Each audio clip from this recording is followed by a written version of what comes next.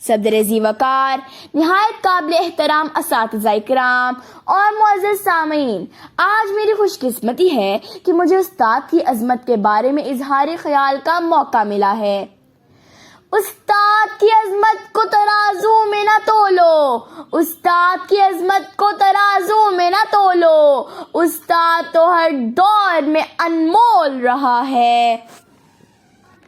جناب صدر، استاد دراصل ایک ایسا لفظ تعارف ہے کہ اگر میں مبالغہ نہ کروں تو اس کائنات کی ہر شے اس کے احترام کے لیے کھڑی ہو جاتی ہے، اور اگر لفظ معلم پر غور کریں تو اس کائنات کی تمام عظیم ترین ہستیاں اس دنیا میں تعلیم دینے آئیں، اور جناب عالی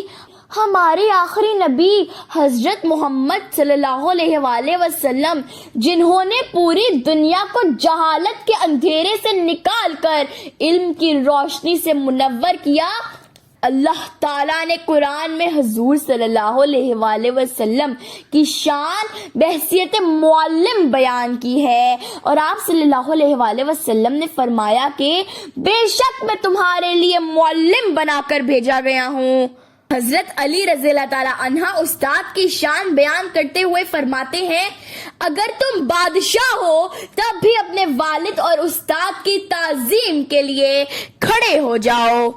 جناب عالی، استاد وہ ہے جو بنجر زمین کو کھلیان بنا دیتا ہے، استاد وہ ہے جو پتھر کو تراش کر ہیرا بنا دیتا ہے، استاد وہ ہے جو لوہار بھی ہے، کسان بھی ہے، استاد وہ ہے جو معمار وطن بھی ہے۔ دیکھا نہ کوہکن کوئی فرہاد کے بغیر، آتا نہیں ہے فن کوئی استاد کے بغیر۔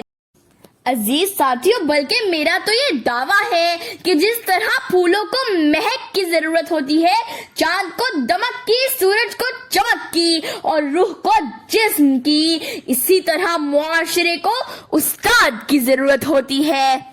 سکندر اعظم کا قول ہے کہ میرا باپ مجھے آسمان سے زمین پر لایا اور میرا استاد مجھے زمین سے آسمان پر لے گیا۔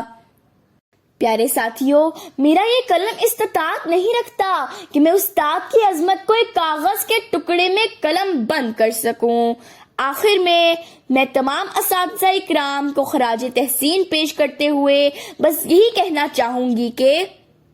کتنی محبتوں سے پہلا سبق پڑھایا، کتنی محبتوں سے پہلا سبق پڑھایا، میں کچھ نہ جانتی تھی سب کچھ مجھے سکھایا، پہنچا دیا فلک تک استاد نے یہاں سے، واقف نہ تھی ذرا بھی اتنے بڑے جہاں سے۔ شکریہ۔